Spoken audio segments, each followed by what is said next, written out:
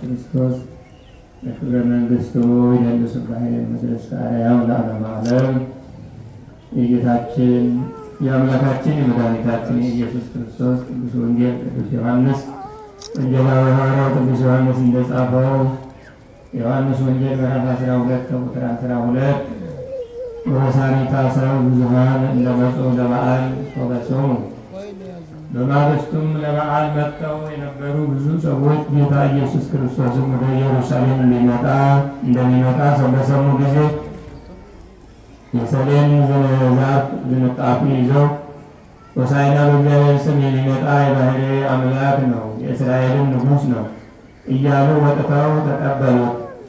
ጌታችን አምላካችን ኢየሱስ ክርስቶስም የአህያ ግልገል አግኝቶ በእሷ ላይ ተቀመጠ። የጽዮን ልጅ አትፍሪ፣ እነሆ ንጉሥሽ በአህያ ግልገል ተቀምጦ ይመጣል ተብሎ እንደተጻፈ ጌታ አምላካችን ኢየሱስ ክርስቶስ ከተገለጠበት ጊዜ በቀር ቀድሞስ ደቀ መዛሙርቱ ይህንን ነገር አላወቁም ነበር። ያን ጊዜ ግን ይህ ስለ እርሱ እንደተጻፈ አሰቡና እንዲህ አደረጉለት። ከዚያም አብረውት የነበሩት እነዚያ ሕዝብ አልዓዛርን ከመቃብር እንደጠራው ከሙታንንም ለይቶ እንዳስነሳው መሰከሩለት።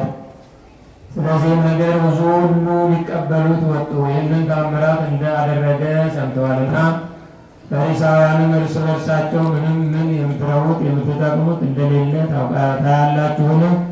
እነሆ ዓለም ሁሉ ተከትሎታል አሉ።